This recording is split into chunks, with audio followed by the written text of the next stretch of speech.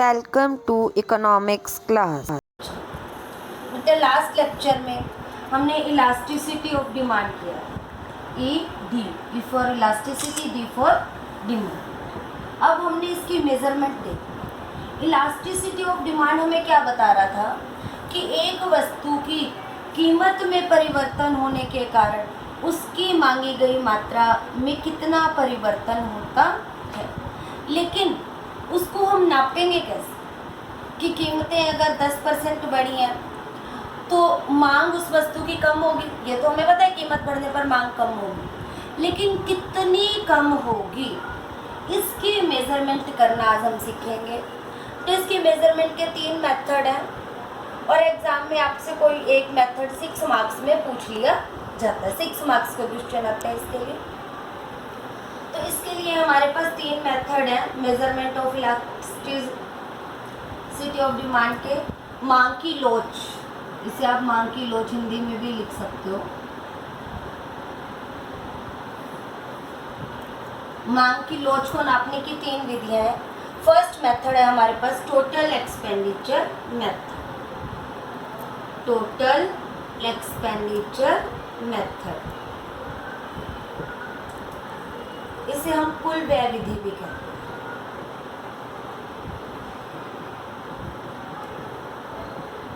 Second method है हमारे पास अनुपातिक या प्रतिशत मेथड, परसेंटेज या प्रोपोर्शनल मेथड। अनुपातिक, इसे आप अनुपातिक विधि भी कह सकते हो। थर्ड है ज्योमेट्री मेथड।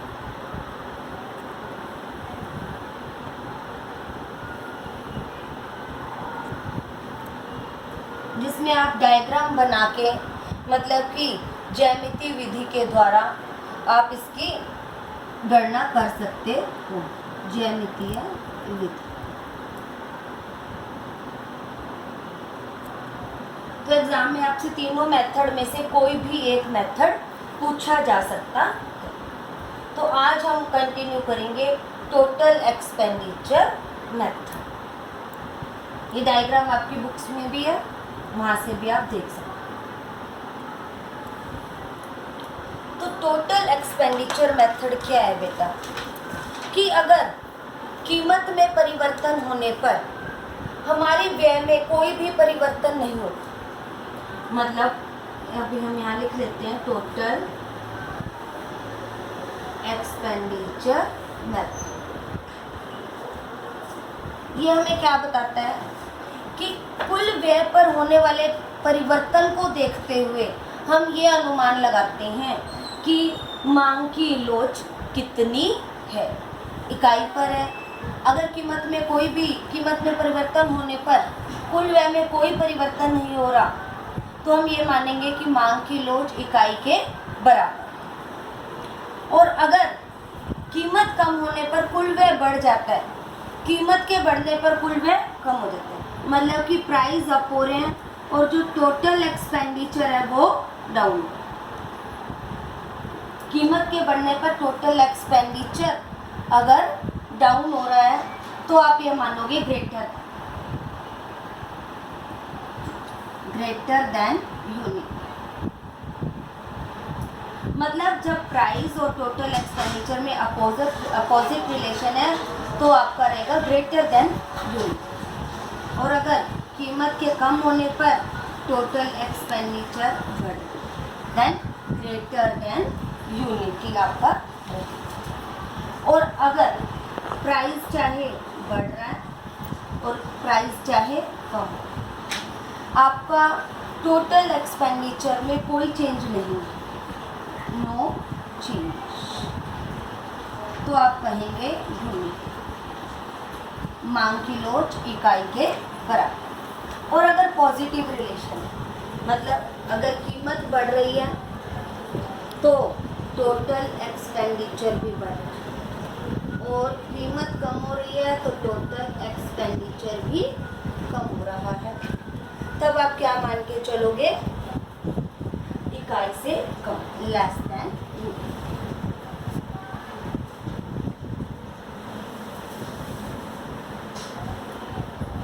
क्लियर बेटा? इससे रिलेटेड आप डायग्राम भी देख सकते हो। यहाँ पे हम जो डायग्राम बना रहे हैं ना बेटा, वो टोटल एक्सपेंडिचर और प्राइस के रिलेशन में होती है। यहाँ पे हम ले रहे हैं टोटल एक्सपेंडिचर और यहाँ पे ले रहे हैं प्राइस। ये आपका एक्स एक्सिस है और ये वाई एक्सिस है, ठीक है?